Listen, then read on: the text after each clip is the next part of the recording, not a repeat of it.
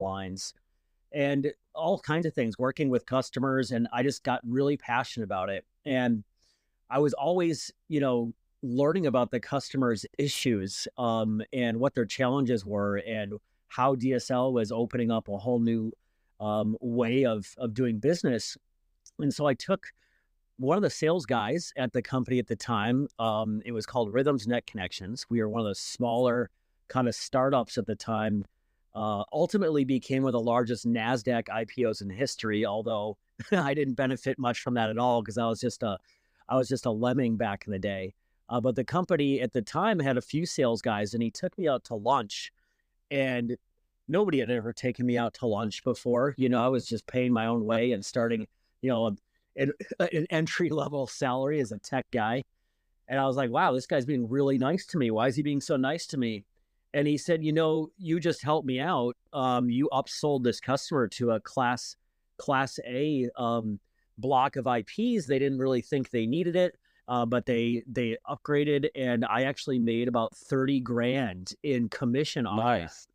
And I was like, are you kidding me? That was more than I was making in a year, my first year out of school that year. And I'm like, okay, so I helped you do this. Obviously I didn't even realize I helped. I was just helping out the customer. But that's when I realized you can combine your passions with solving, customer and company issues.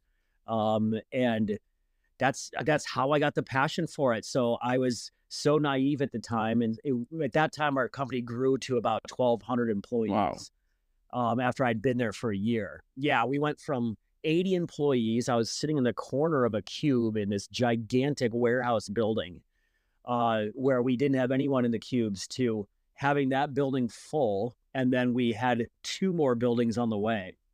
And so just growing like wildfire. And I was so fortunate to have that kind of experience early in my career. But I was so naive. I thought, okay, I want to get into sales. I didn't know what the proper protocols were within a company that size.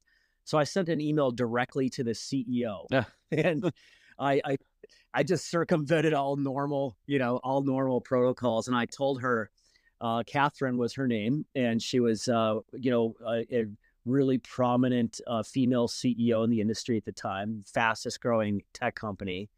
And I said, I want to get into sales. And I gave her a couple bullet points why I wanted to. And she said, why don't you come by my office at lunchtime and give me your pitch? So I basically just told her the same story I told you, how these other customers I had helped out and the revenue I was bringing to the company.